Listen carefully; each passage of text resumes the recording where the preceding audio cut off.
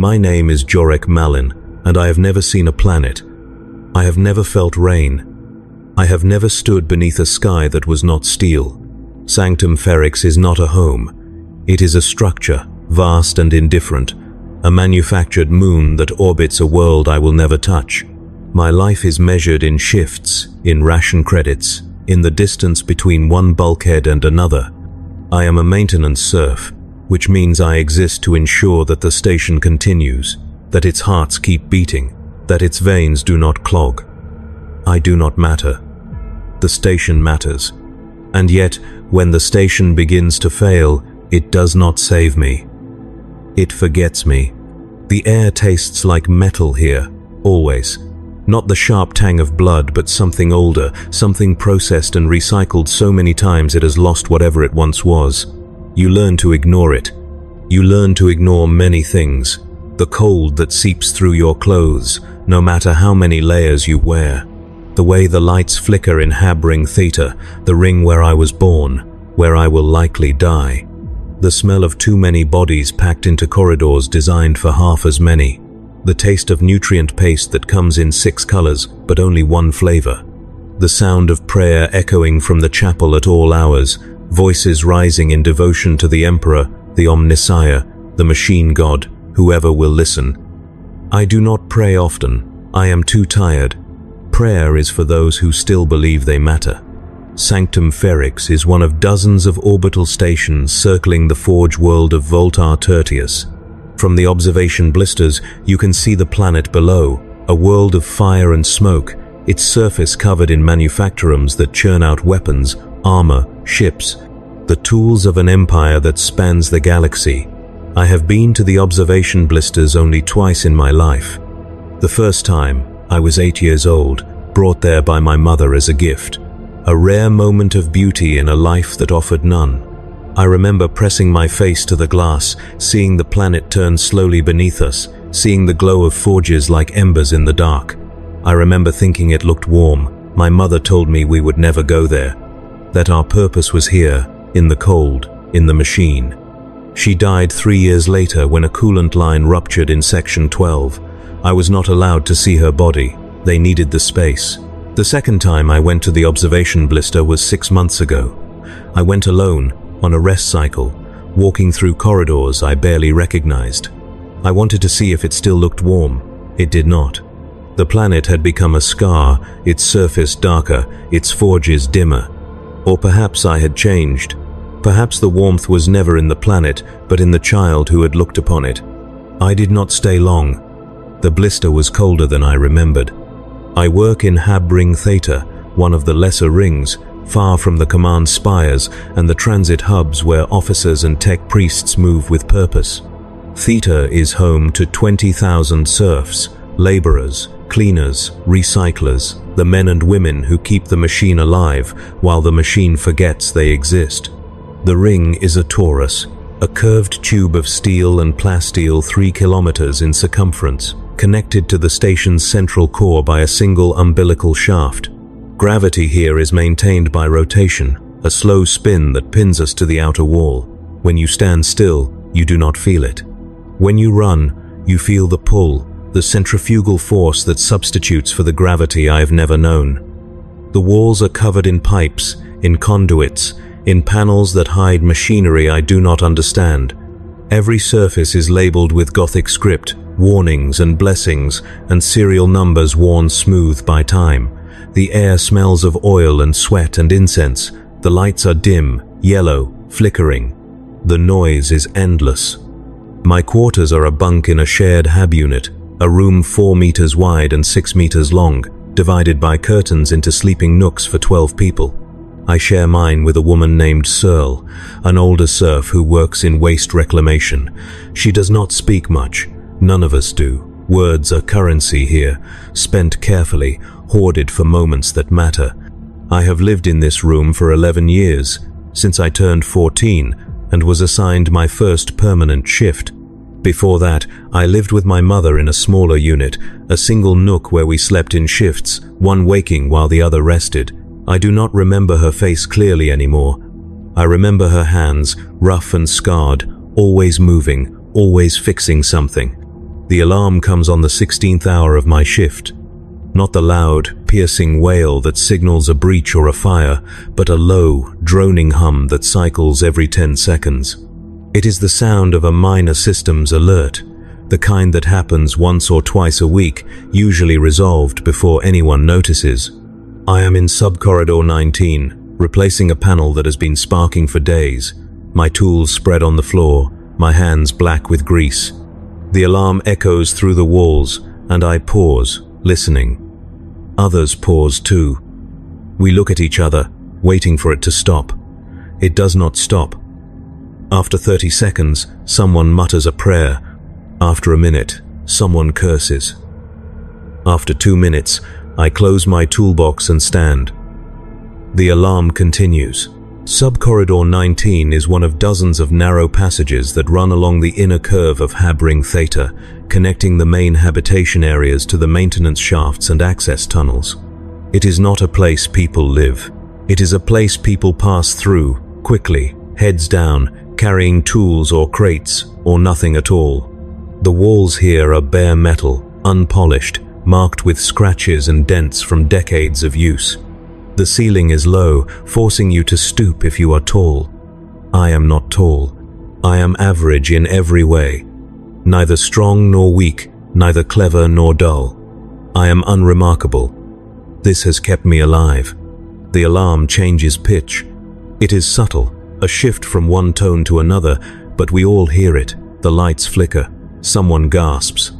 I feel it then. A pressure change, a tightness in my ears that tells me the air is thinning. Not quickly, not yet, but enough to notice. I press my hand against the wall, feeling the vibration of machinery deep inside. The station is alive, always, but now it feels different. Now it feels wrong. I look down the corridor, toward the junction that leads back to the main hab blocks. The others are already moving, gathering their tools, their belongings, walking quickly but not running. Running suggests panic. Panic is contagious. I follow them, my toolbox heavy in my hand, my breath shallow. The junction is crowded when I reach it, 50, maybe 60 serfs, all moving in the same direction, toward the main transit corridor that rings the hab block. Voices rise, low and urgent, asking questions no one can answer. What happened? Is it a breach? Did someone seal the bulkheads? The alarm is louder here, echoing off the walls, drilling into my skull. I push forward, trying to reach the transit corridor, but the crowd slows. Someone ahead shouts. I cannot hear what they say. The pressure in my ears grows worse. I swallow, trying to equalize, but it does not help.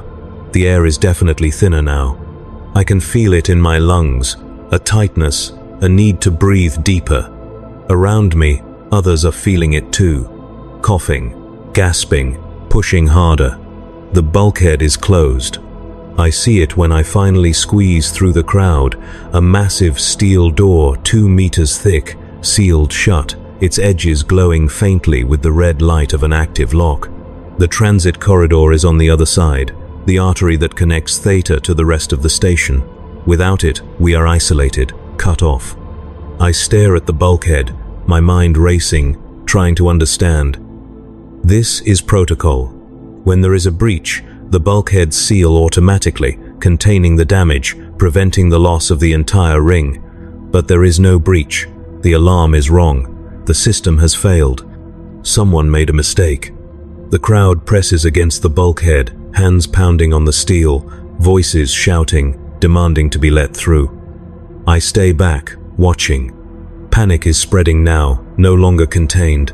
A woman near the front collapses, clutching her chest, and others pull her back, lowering her to the floor. She is not the first. I see 2 more on the ground, unconscious or worse. The air is thin enough now that the weak, the sick, the old are succumbing. I force myself to breathe slowly, conserving oxygen, trying to stay calm. My toolbox feels heavier. I set it down. My legs feel weak. I lean against the wall, sliding down until I am sitting, my back against the cold metal. The noise around me is deafening, a roar of voices and alarms and the hum of machinery struggling to compensate. I close my eyes. I think of my mother. I think of the observation blister, of the planet turning below, of the warmth I thought I saw.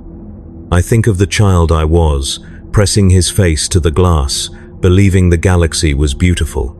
I was wrong. The galaxy does not care. The station does not care. The Emperor, the Omnissiah, the machine god, they do not care. We are numbers. We are functions. We exist to serve, and when we cannot serve, we are discarded. The bulkhead will not open. Command will not come. We are already forgotten. But I do not die. Not yet. Hours pass, or perhaps only minutes. Time loses meaning when you are suffocating. The crowd thins as people collapse, as others drag them away to the sides of the corridor, laying them out like offerings. I remain sitting, breathing slowly, counting each inhale, each exhale. My chest aches, my head pounds. The alarm has changed again, now a steady, low tone that feels less like a warning and more like a dirge. The lights dim further, conserving power. In the shadows, I see movement, figures shuffling, voices whispering. Some are praying, some are crying, some are silent, staring at nothing. I wonder how long we have. Hours? Days? The air in Habring Theta is finite, and with the bulkhead sealed, it is not being replenished. We are breathing the same stale mix over and over, each cycle stripping more oxygen, adding more carbon dioxide. Eventually, it will become unbreathable. Eventually, we will sleep and not wake. A voice rises above the others, loud and commanding. I open my eyes, turning toward the sound. A man is standing on a crate near the bulkhead, arms raised, his face gaunt and fervent. He is older, grey-haired, wearing the tattered robes of a lay preacher. His voice echoes through the corridor, calling for calm, for faith, for unity. He speaks of the Emperor's mercy, of trials sent to test the faithful, of deliverance that will come to those who endure. Some listen, some ignore him. I listen, not because I believe, but because his voice is something other than the alarm, something human. He speaks for 10 minutes, maybe more. His words a stream of scripture and platitudes, familiar and comforting in their predictability. Then he stops. He lowers his arms. He looks at the bulkhead, and for a moment, I see doubt flicker across his face. Then he steps down from the crate and disappears into the crowd. I stand. My legs tremble, but they hold. I need to move. Sitting here, waiting to die, is unbearable. I pick up my toolbox and begin walking, not toward the bulkhead but away from it, back into the sub-corridors, into the depths of the ring. Others have had the same idea. I pass small groups huddled in alcoves, in maintenance shafts, anywhere that feels safer than the main corridor. I pass bodies, some moving, some not. I do not stop to check. I keep walking, following the curve of the ring, my breath shallow, my mind focused on a single thought. There must be another way. Habring Theta is not a simple structure. It is a labyrinth, a maze of corridors and shafts and access tunnels built over centuries, modified and expanded and patched so many times that no single schematic captures its full layout. I have worked here for years, and I know only a fraction of it, but I know the logic of machines. I know that redundancy is built into every system, that there are always backups, alternate routes, emergency overrides. The umbilical shaft that connects Theta to the central core is sealed, yes, but there are other connections, older connections, maintenance tunnels used by tech priests and servitors, passages that bypass the main bulkheads. I have seen them on schematics, marked with warnings, restricted access, but I have never entered one. Now, I have no choice. I find the first access hatch in sub-corridor 23, hidden behind a panel marked with a faded skull and the words, "Authorized personnel only." The panel is rusted shut, the screws stripped, but I have tools. I pry it open, the metal screeching, and behind it is a hatch, round and heavy, sealed with a wheel lock. I grip the wheel and turn. It does not move. I brace my feet and try again, putting my weight into it, my hands slipping on the cold metal. The wheel shifts, just slightly. and I feel a surge of hope. I turn harder, grunting, and the wheel begins to rotate. Slowly, reluctantly, until finally it disengages and the hatch swings open. Cold air rushes out, colder than the corridor, and I smell something sharp, chemical, mixed with the stale scent of disuse. I peer into the darkness beyond, seeing nothing, hearing only the faint drip of water and the distant hum of machinery. I take a breath, as deep as I can manage, and step inside. The tunnel is narrow, barely wide enough for my shoulders, and the floor is slick with condensation. I move carefully, one hand on the wall, the other holding my toolbox. The light from the corridor fades quickly, and I am plunged into darkness, complete and absolute. I stop, reaching into my toolbox, pulling out a small lumen torch. I flick it on, and the beam cuts through the black, illuminating rusted pipes, hanging cables, walls coated in grime. The tunnel slopes downward, curving to follow the inner surface of the ring. I follow it, step by step, the beam of my torch dancing ahead of me. The air here is colder, thinner even than the corridor, and I wonder if I have made a mistake. But there is no turning back. The hatch behind me is sealed again, the wheel locked from the inside. I can only go forward. I walk for what feels like an hour, though it is impossible to tell. The tunnel twists and turns, branching into side passages I do not take, descending deeper into the structure of the ring. I pass machinery I do not recognize, panels covered in Gothic script, altars to the Omnissiah, adorned with gears and candles long since burned out. The tunnel is not empty. I see footprints in the grime, old and faint, evidence that others have been here before me. I see markings on the walls, symbols I do not understand, scratched into the metal with tools or fingernails. I see a servitor, motionless, its limbs frozen mid-gesture, its face a mask of flesh and metal. It does not move as I pass. I do not stop to examine it. The tunnel ends at another hatch, identical to the first. I turn the wheel, and this time it opens easily, the mechanism well-oiled, recently used. I step through into a chamber, small and circular, lit by a single flickering lumen strip. The chamber is empty, except for a console mounted on the far wall, its screen glowing faintly, displaying lines of data I cannot read. I approach it, setting down my toolbox, and study the console. It is old, its casing cracked, its keys worn smooth. I press one at random, the screen flickers, and a new set of data appears, rows of numbers and symbols scrolling past too quickly to follow. I press another key. The screen goes dark. I press it again. Nothing. I curse, softly, and step back, looking around the chamber. There is another hatch on the opposite wall, smaller, marked with a red stripe. I cross to it and pull it open. Beyond is a ladder, leading up into darkness. I climb. The ladder is long, longer than I expected, and my arms burn by the time I reach the top. I emerge into another corridor, this one wider, better lit, the walls painted with faded murals of gears and eagles and saints. I recognize this place. It is one of the transit corridors, not the main one, but a secondary route used for cargo and maintenance crews. I am no longer in Hab Ring Theta. I have bypassed the bulkhead. I have escaped. But I am not safe. The corridor is empty, eerily so, and the air here is thick with the smell of smoke. I see scorch marks on the walls, dark streaks that suggest fire or las weapons. I see debris, scattered crates, a pool of something dark and wet on the floor. I move cautiously, my torch off now, my ears straining for any sound.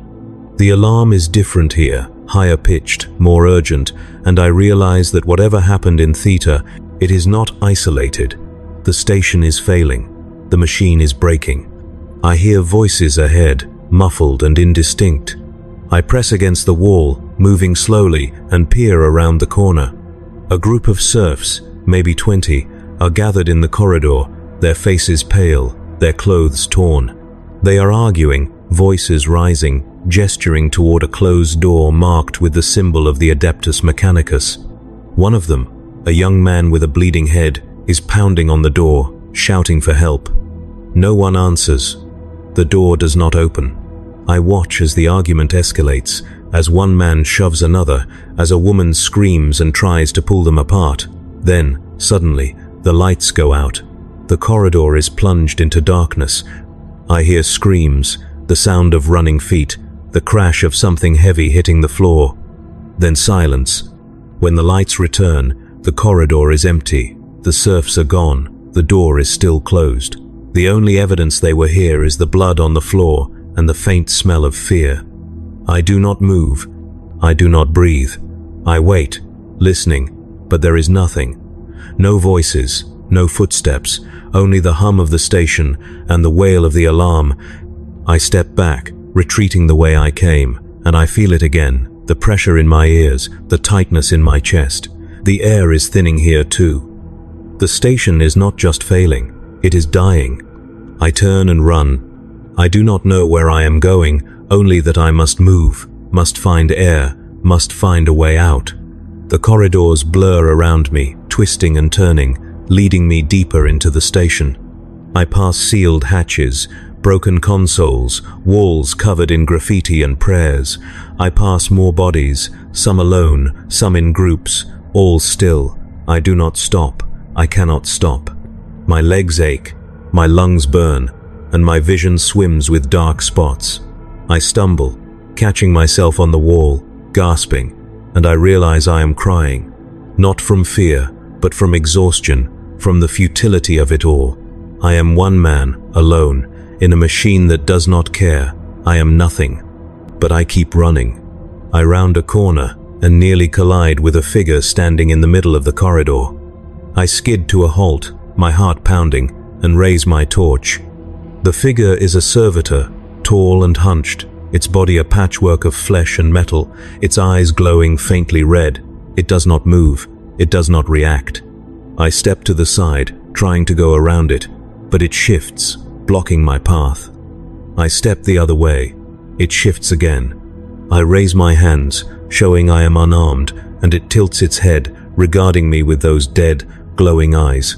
Then it speaks, its voice a harsh, mechanical rasp.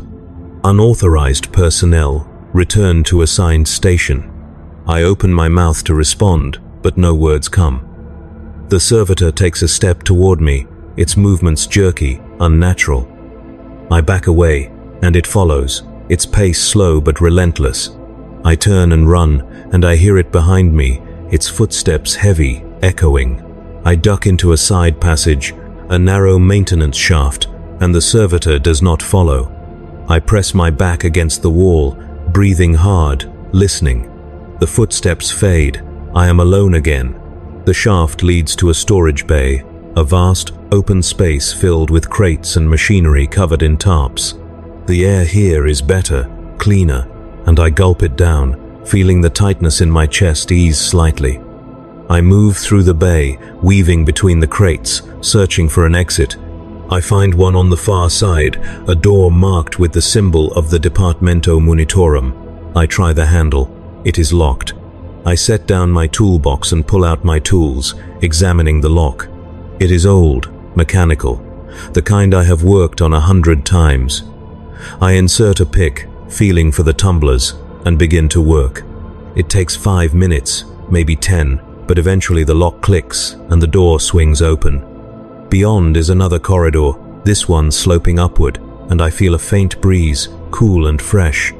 I follow it, moving quickly, and the breeze grows stronger, carrying with it the scent of ozone and oil. I am heading toward the core. The core of Sanctum Ferrix is a cylinder 5 kilometers tall and 2 kilometers wide, the spine around which the hab rings and docking spurs rotate. It houses the command decks, the tech shrines, the lifts and transit tubes that connect the station's myriad sections. It is a place I have never been, a place reserved for officers and priests, for those whose names are recorded, whose lives have meaning. I am a serf. I do not belong here, but I have no choice. If there is air, if there is safety, it is here, in the core. The corridor ends at a lift shaft, its doors open, its interior dark. I step inside, shining my torch upward, and see the cables stretching into the blackness above. The lift itself is gone, called to another level, and I consider climbing the cables, but I know I do not have the strength. I step back, looking around, and spot a ladder bolted to the wall of the shaft, running parallel to the cables. I grip the rungs and begin to climb, one hand over the other, my legs trembling with each step. The shaft is cold, the air thin, and I can hear the wind rushing past me, the sound of the station's rotation. I climb for what feels like forever, my muscles screaming, my vision narrowing, until finally I reach another door, this one marked with the numeral 7 and the symbol of the administratum. I pry it open and stumble through, collapsing onto the floor beyond. I lie there, gasping, staring at the ceiling. The air here is breathable, almost normal, and I feel life flooding back into my limbs. I close my eyes, just for a moment, and when I open them again, I realize I am not alone. A figure is standing over me, looking down, their face obscured by a rebreather mask. I try to speak, but my throat is too dry. The figure kneels, pressing a canteen to my lips, and I drink, the water cold and metallic, but the best thing I have ever tasted. I drink until the canteen is empty, and the figure pulls it away, standing again. They gesture for me to follow, and I do, rising unsteadily to my feet. The figure leads me through a series of corridors, cleaner and better lit than any I have seen before. We pass tech priests, servitors, uniformed officers, all moving with purpose, none sparing me a glance. I feel out of place, a creature of grime and sweat in a world of order and precision. We stop at a door marked with the seal of the Mechanicus, and the figure pushes it open, ushering me inside. The room beyond is small, sparse, containing only a desk, a chair, and a pict screen mounted on the wall. The figure removes their rebreather, revealing a woman, young, with pale skin and dark eyes. She does not smile. She gestures to the chair, and I sit. "You are Jorek Malin," she says. It is not a question. I nod, too exhausted to speak. She studies me for a moment, her expression unreadable. "You were assigned to Habring Theta, Maintenance Division, serial number 793 Epsilon 12. I nod again. "Habring Theta is under quarantine," she continues. "There was a containment breach, atmospheric contamination. The bulkheads were sealed to prevent spread. You should not be here." I find my voice, hoarse and weak. There was no breach. The alarm was wrong. She does not react. The decision has been made by command. The ring will be purged once the contamination is neutralized. All personnel inside are considered lost. I stare at her, my mind struggling to process her words. 20,000 people, lost, erased. I think of the serfs in the corridor, pounding on the bulkhead, gasping for air. I think of the woman who collapsed, of the preacher calling for faith. They are not lost. They are dying. They are being killed. And I escaped. "Why am I here?" I ask. She tilts her head, as if considering the question. "You are here because you bypassed a sealed bulkhead. You are here because you should not exist." She pauses. "You will be reassigned. Your records will be updated. Your serial number will be retired. You will be given new quarters, a new designation, a new function. Do you understand?" I do not understand. I do not understand any of this. But I nod, because what else can I do? She turns to the pict screen, typing on a console. The screen flickers to life, displaying a schematic of the station, Habring Theta highlighted in red. As I watch, the red deepens, spreading like blood, until the entire ring is dark. Then it blinks out, replaced by the word purged. She turns back to me. "You were never in Habring Theta," she says. "You were reassigned 3 weeks ago. Your records confirm this. Do you understand?" I nod. "I understand. I am a ghost. I am a number that has been erased and rewritten. I survived, but at the cost of everything I was. The station does not care. The Emperor does not care. I am nothing." She gestures to the door. "Report to Habring Delta. Your new assignment begins immediately." I stand, my legs weak, and walk to the door. I pause, looking back at her, and I see something in her eyes, a flicker of something that might be pity, or perhaps it is nothing. Perhaps I am imagining it. I step through the door, and it closes behind me, sealing me away from the woman, from the room, from the truth. I walk through the corridors of the core, following the signs to Habring Delta. Around me, the station continues, indifferent, eternal. Serfs pass, officers pass, servitors pass. No one looks at me. No one sees me. I am a function, a tool, a component in a machine too vast to comprehend. I think of Habring Theta, of the people dying there, of the bulkhead that will never open. I think of my mother, of the observation blister, of the child who believed the galaxy was warm. I was wrong. The galaxy is cold. The station is cold. And I am alive. But I am not whole. I reach Habring Delta by following a transit tube, a narrow passage lined with seats and handholds, moving on a track that circles the core. The tube is crowded, packed with serfs returning from their shifts, their faces blank, their eyes empty. I find a seat near the back and sit, clutching my toolbox, staring at the floor. The tube hums, vibrating gently, and I feel the pull of rotation as we accelerate. I close my eyes, trying to rest, but sleep does not come. My mind is too full, too loud. I see the bulkhead. I see the bodies. I see the woman's eyes, cold and empty, telling me I was never there. I was never anywhere. Habring Delta is larger than Theta, brighter, more crowded. It houses 30,000 serfs, workers assigned to the station's docking spurs, loading and unloading cargo from the ships that come and go like clockwork. The ring smells different here, less of oil and sweat, and more of fuel and chemicals, the acrid scent of promethium and coolant. The walls are cleaner, the lights brighter, but the faces are the same. Blank, tired, forgotten. I am given a bunk in a Hab unit, identical to the one I left behind, a room shared with 12 others, divided by curtains. I am given a new shift assignment, loading cargo in docking spur 9. I am given a new serial number, 914 Gamma 6. I am told to report for duty in 6 hours. I am not asked if I have questions. I am not asked if I understand. I am simply told, and I obey. The first weeks in Delta blur together, an endless cycle of loading crates, moving pallets, checking manifests. The work is hard, harder than maintenance, and my body aches in new ways. My hands blister, my back screams, my legs tremble by the end of each shift, but I do not complain. I do not speak. I keep my head down, my eyes forward, and I work. Around me, others do the same. We are a machine within a machine, components performing our functions, replaceable, expendable. No one asks where I came from. No one cares. I am just another serf. But I remember. At night, when the lights dim and the Hab unit falls silent, I lie in my bunk, and I remember. I remember the alarm in Theta, the thinning air, the closed bulkhead. I remember the serfs pounding on the steel, their voices rising in panic. I remember the woman on the console telling me I was never there.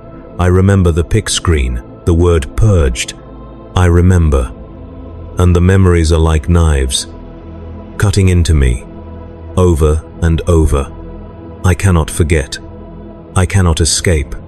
Even here, in Delta, surrounded by new faces, new tasks, I am still in Theta. I am still dying. I see a counselor once, in the 2nd month.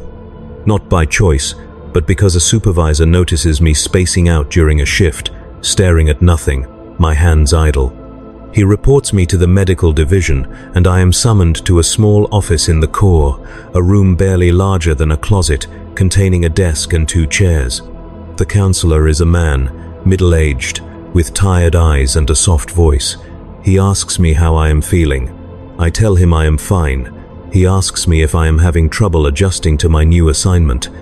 I tell him no. He asks me if I have nightmares. I tell him no. He does not believe me, but he does not press. He makes a note in a data slate and tells me to return to work. I do. I never see him again. In the 4th month, I meet a woman named Kessa. She works in the same docking spur, handling manifests, checking shipments against records. She is older than me, maybe 40, with graying hair and a scar across her left cheek. She does not speak often, but when she does, her voice is steady, calm. We work side by side for weeks before she says anything beyond pleasantries.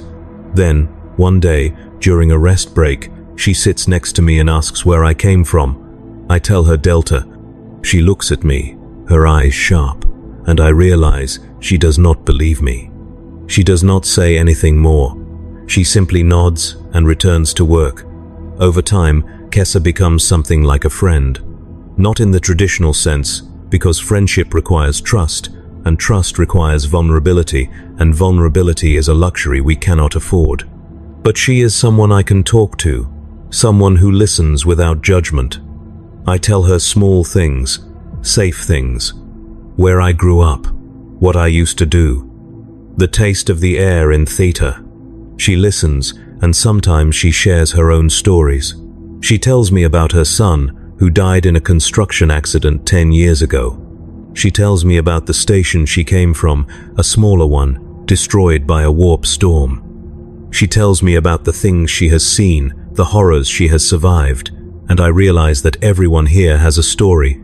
Everyone here is carrying something they cannot put down. But I do not tell her about Theta. I do not tell her about the bulkhead, the purge, the woman in the Mechanicus room. I cannot. The words will not come, and even if they did, what would I say? That I survived?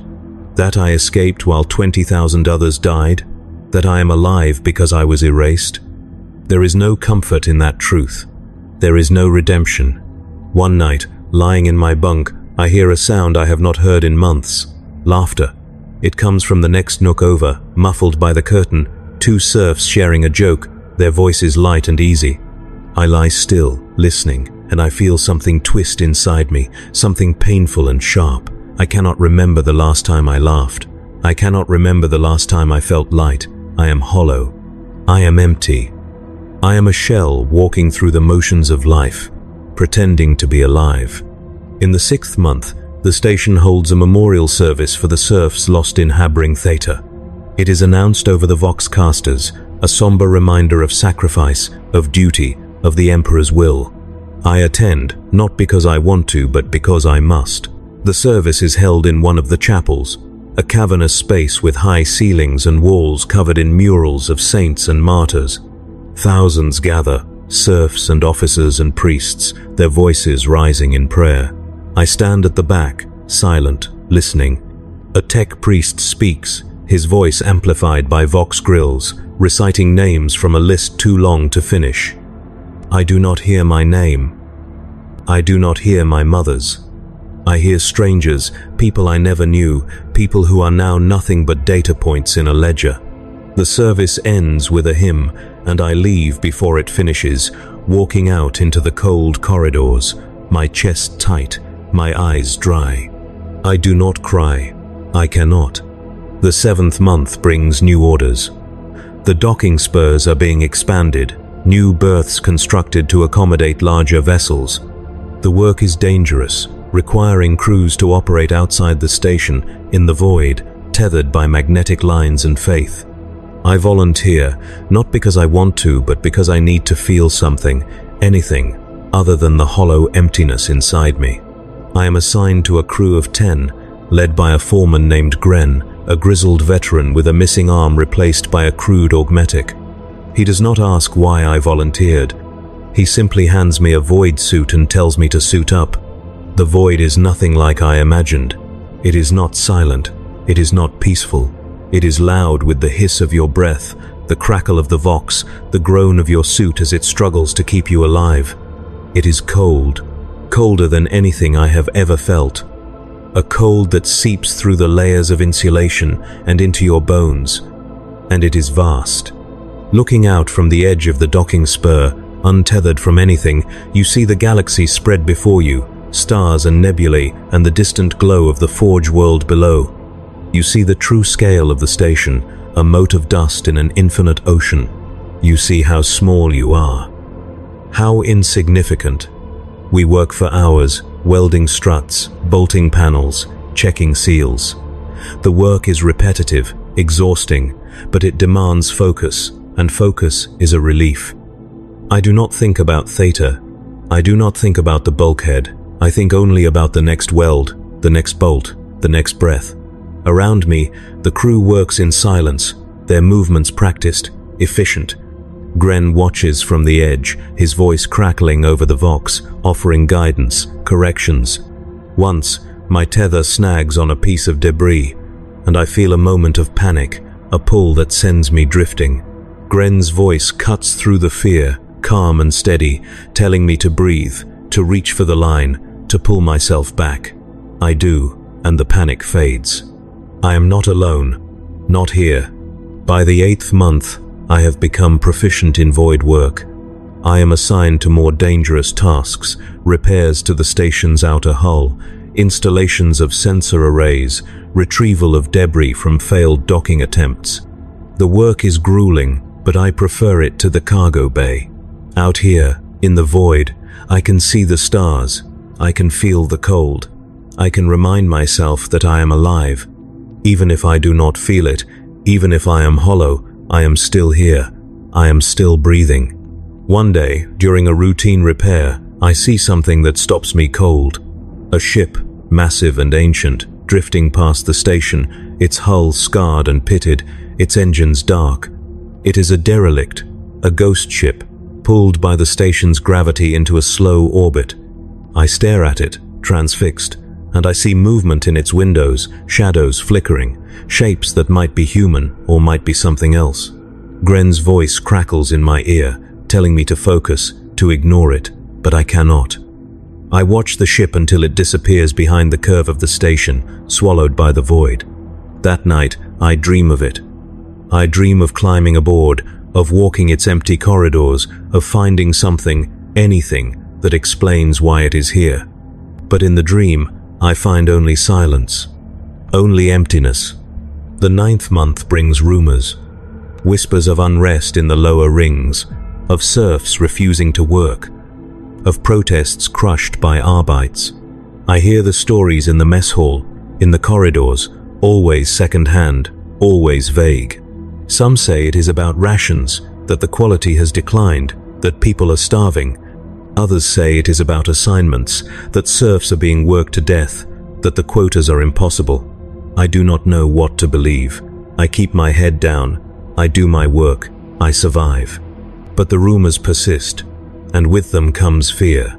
Fear that the station is failing again, that the machine is breaking, that we are all living on borrowed time.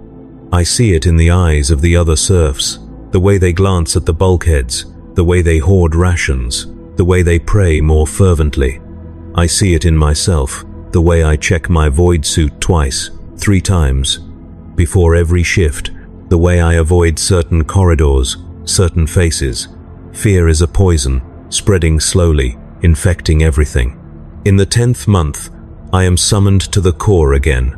I do not know why. I am told to report to the same room, the same door marked with the seal of the Mechanicus. I go, my heart pounding, my mind racing with possibilities. Have they found out? Do they know I remember? Will they purge me too? The door opens, and the same woman is there, her face as cold and unreadable as before. She gestures to the chair. I sit. Your performance has been satisfactory, she says. You have been selected for reassignment. Advanced maintenance, core systems. I stare at her, unable to speak. Core systems, the heart of the station, the place where failures are not tolerated, where mistakes mean death. It is a promotion, in a sense, but it feels like a sentence. Do you accept? She asks. I nod. What choice do I have? She makes a note in her data slate. Report to Section Alpha 7 in 3 days. You will receive further instruction there. She looks up, her eyes meeting mine. Do not fail. I stand, turning to leave, but she speaks again, stopping me. Jorek Malin. Your name is Jorek Malin. Do you understand? I turn back, confused. Yes. Remember it, she says. because that is all you have left. I leave the room, the words echoing in my mind. Remember it, because that is all you have left. I walk through the corridors, my mind numb, and I realize she is right. My name is all I have. Everything else has been taken. My home, my memories, my identity. I am a ghost, walking through a machine that does not know I exist. But my name is mine, and I will not forget it. Section Alpha 7 is deep in the core, a labyrinth of corridors and chambers filled with machinery I do not understand. The air here is hot, thick with the smell of oil and ozone, and the noise is deafening, a constant roar of engines and turbines and coolant pumps. I am assigned to a team of 5, led by a tech adept named Velis, a man with half his face replaced by augmetics, his eyes glowing faintly blue. He does not speak much, communicating mostly through gestures and binary cant, a language I do not know. The other members of the team are serfs like me, but older, harder, their faces marked by years of service. They do not welcome me. They do not acknowledge me. I am simply there. The work in Alpha 7 is unlike anything I have done before. We do not repair broken machines. We maintain the core systems, the reactors, the gravity generators, the atmospheric processors. A single mistake here could kill thousands, could cripple the station, could doom us all. The pressure is immense, suffocating, and I feel it every moment of every shift. I am constantly checking my work, triple-checking, paranoid that I will miss something, that I will be the one who fails. But I do not fail. I cannot afford to. The months blur again. 10 becomes 11. 11 becomes 12. I lose track of time, of days, of cycles. My life becomes a rhythm of work and sleep, sleep and work, with nothing in between. I eat when I am told. I rest when I am told. I exist when I am told. And slowly, gradually, I feel something inside me change. The hollow emptiness begins to fill, not with joy or hope, but with something else. Acceptance. I accept that this is my life. I accept that I will never leave this station. I accept that I am a tool, a function, a component in a machine, and in that acceptance I find a strange kind of peace. But peace is fragile. In the 13th month, the alarms sound again. Not in Habring Theta, not in Delta, but here, in the core. The noise is deafening, a piercing wail that cuts through the roar of the machinery, and the lights turn red, bathing everything in blood. Velis barks orders in binary, and the team moves, scattering to their stations, their movements practiced, automatic. I follow, running to the coolant station, checking the gauges, the pressure, the flow. Everything is normal, everything is fine, but the alarm does not stop. Velis appears beside me, his augmetic eyes glowing brighter, scanning the readouts. He speaks, his voice a harsh rasp. Reactor 7, failure imminent, evacuate.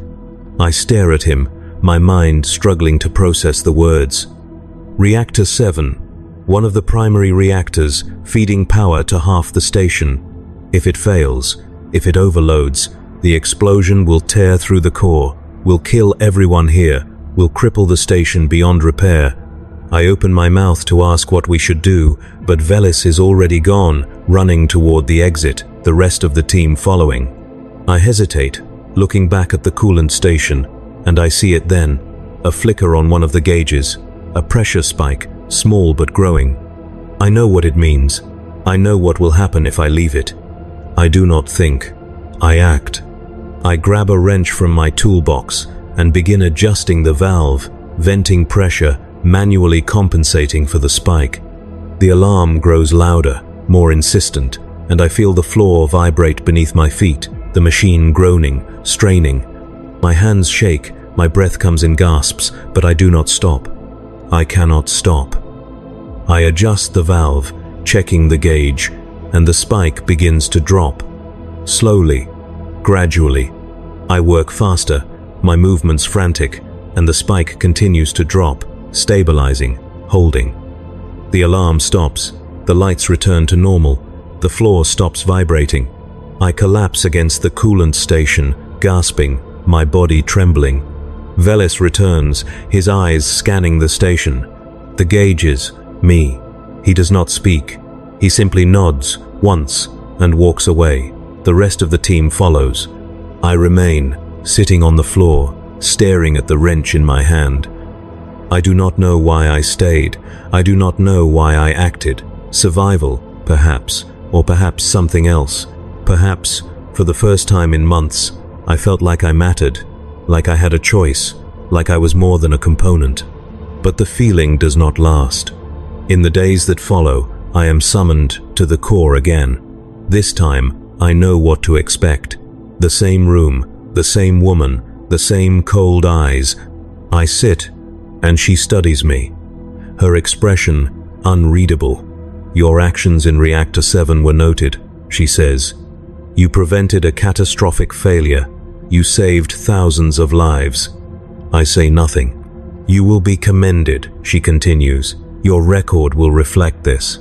You will receive additional rations, improved quarters, an increase in your service rating. I nod. I do not feel pride. I do not feel relief. I feel nothing. She leans forward, her eyes boring into mine. But understand this, Jorik Malin, you are still a serf. You are still expendable. Your life has meaning only so long as you serve. Do you understand? I understand. She sits back, satisfied. Report to your new quarters. Dismissed. I leave, walking through the corridors, and I realize something. The station did not save me. I saved the station. And it does not care. It will never care. I am a tool, and tools do not matter. They are used until they break, and then they are replaced.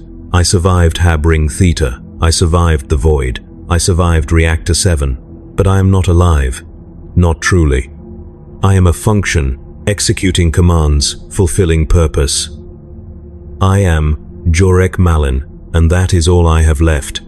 The new quarters are in Habring Gamma, a smaller ring reserved for senior serfs and junior officers. The room is private, no curtains, no bunkmates, just a single bed, a desk, and a locker. It is the first time in my life I have had a space to myself, and I do not know what to do with it. I sit on the bed, staring at the walls, and I feel the emptiness return, deeper than before. I am alone, truly alone. And in the silence, I hear it again, the alarm from Theta, the voices pounding on the bulkhead, the word purged. I close my eyes, but it does not stop. It never stops. Weeks pass. I continue my work in Alpha 7, my performance flawless, my actions precise. I am a model serf, efficient, obedient, reliable.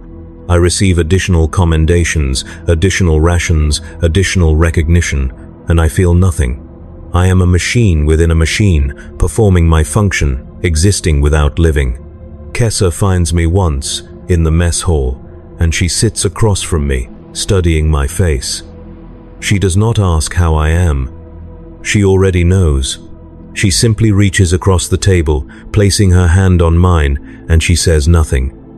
We sit in silence, and for a moment, I feel something like comfort.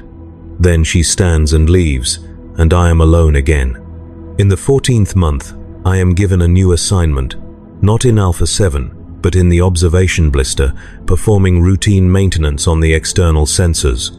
It is a simple task, one that should take a few hours, and I accept it without question. I suit up, stepping into the airlock, and I feel the familiar pull of the void as the outer door opens. I step out onto the hull, tethered by magnetic lines, and I walk toward the blister, my movements slow, careful. The stars stretch above me, infinite and cold, and I stop, looking out at the galaxy. I see the forge world below, its surface dark, its forges dim. I see the derelict ship, still drifting, still silent. I see the void, vast and empty, and I realize something. I am standing on the edge of everything, and I feel nothing. No fear, no wonder, no awe, just emptiness. I complete the maintenance, checking the sensors, replacing a faulty relay, and I turn to go. but I do not move. I stand at the edge of the blister, staring out, and I feel a pull, a temptation. It would be so easy. One step, one moment, and I would be free. No more alarms, no more work, no more memories. Just silence, just peace. I lift my foot, and I feel the magnetic lock disengage, and for a moment, I am weightless. Then I step back. I do not know why. Survival, perhaps. Or perhaps something else. Perhaps I am not ready. Perhaps I am still here, still breathing, still Jorik Malin. I turn and walk back to the airlock, and I do not look back. The months continue. 14 becomes 15. 15 becomes 16. I work. I sleep. I exist. I am a ghost, walking through a machine that does not know my name. But I remember the child in the observation blister, pressing his face to the glass, believing the galaxy was warm. I remember my mother, her hands rough and scarred, always fixing something. I remember the serfs in Theta, pounding on the bulkhead, their voices rising in panic. I remember the woman in the Mechanicus room, telling me I was never there. I remember the picked screen, the word purged. I remember, and the memories are all I have. One day, I am summoned to the core again, not to the Mechanicus room, but to a different office, larger, with windows overlooking the station's interior. A man is waiting, tall and uniformed, his face lined with age and authority. He gestures to a chair, and I sit. He does not introduce himself. He simply speaks. You are Jorik Malin, serial number 914 Gamma 6. You have served for 16 months with exemplary performance. You have been selected for a new assignment. Permanent reassignment. Habring Epsilon. Construction oversight. You will lead a team of 50 serfs. You will report directly to the station commander. Do you accept? I stare at him, unable to speak. A leader, a position of authority. It is unheard of for a serf, but I know why. The station needs bodies. The station needs workers. And I have proven I can be trusted. I have proven I can survive. I nod. I accept. The man makes a note in his data slate. Report to Epsilon in 2 days. He pauses, looking at me. You have done well, Jorik Malin. The Emperor protects. I stand, turning to leave, but I stop at the door. The Emperor does not protect, I say. The station protects. And the station does not care. The man does not respond.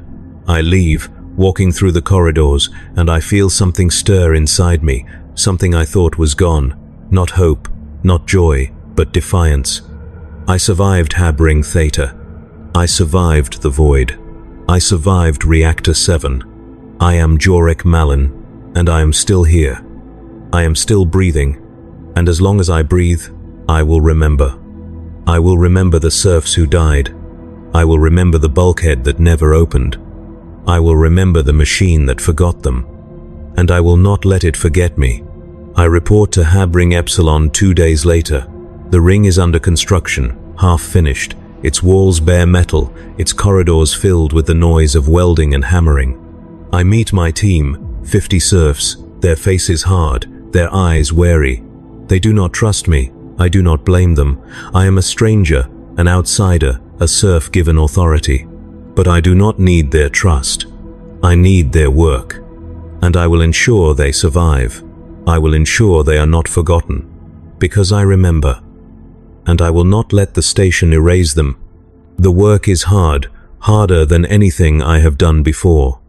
We build HAB units, install life support, lay conduits and cables. The days are long, the shifts endless, and the team struggles. But I push them, not out of cruelty but out of necessity. The station does not wait, the machine does not rest. And if we fall behind, we will be replaced. I make sure they understand this. I make sure they know the cost of failure. And slowly, gradually, they begin to work together. They begin to trust me. Not because I am kind, but because I am honest. I do not lie to them. I do not promise them safety or comfort. or a better future. I promise them only this: as long as they work, they will survive. And they do. Months pass. The construction progresses.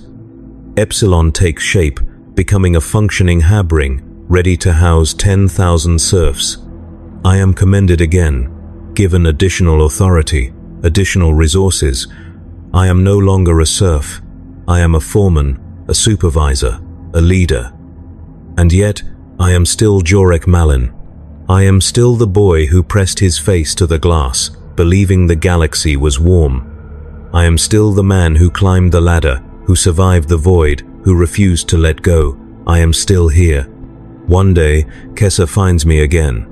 She has been transferred to Epsilon, assigned to my team, and she approaches me during a rest break, her face tired but her eyes sharp. She does not speak. She simply hands me something, a small object wrapped in cloth. I unwrap it, and I see a piece of metal, twisted and scorched, marked with the numeral theta. I stare at it, my chest tight, and I realize what it is. A piece of the ring, a piece of the place I was born, a piece of the grave I escaped.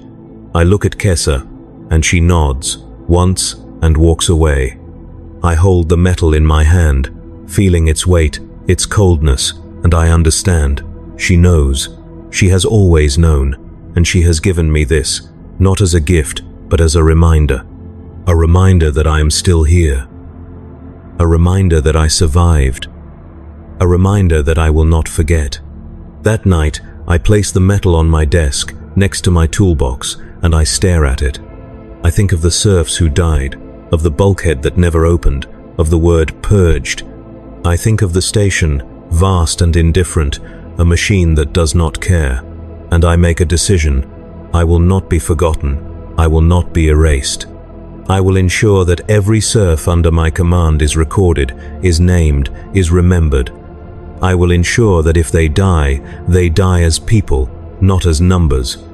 It is a small defiance, a futile gesture in a galaxy that does not care, but it is mine, and it is enough. The years pass. Epsilon is completed, then expanded. I am promoted again, given command of multiple rings, multiple teams. I am no longer a serf. I am a station officer, a manager, a bureaucrat, and yet I am still Jorek Malin. I still carry the piece of theta on my desk. I still remember the child in the observation blister. I still remember the serfs who died, and I ensure that others remember too. I create records, manifests, lists of names and assignments and deaths. I ensure that every serf is accounted for, that every life is recorded. It is a small thing, a futile thing, but it is mine, and it is enough. One day, 20 years after I escaped theta, I am summoned to the core again. The same room, the same woman, though she is older now, her face lined, her eyes dim. She gestures to the chair, and I sit. She studies me, her expression unreadable, and then she speaks. You have served well, Jorek Malin. Your contributions have been invaluable. The station is stronger because of you. She pauses. You are being reassigned, not to another ring, but to the core. You will oversee all maintenance divisions. You will report directly to the station commander. Do you accept? I accept. She makes a note in her data slate. You have come far, Jorek Malin. Further than most serfs ever do. You should be proud. I am not proud. She looks at me, her eyes narrowing. Why? Because I remember, I say.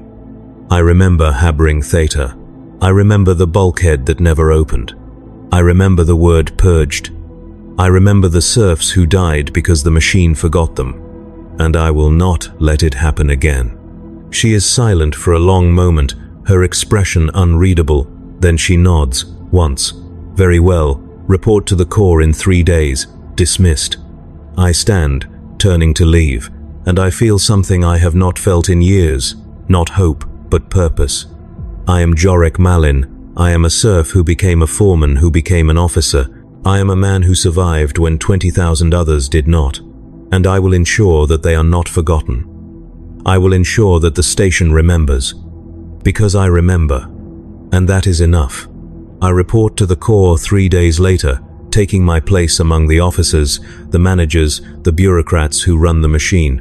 I am older now, my hair grey, my body worn, but I am still here. I am still breathing.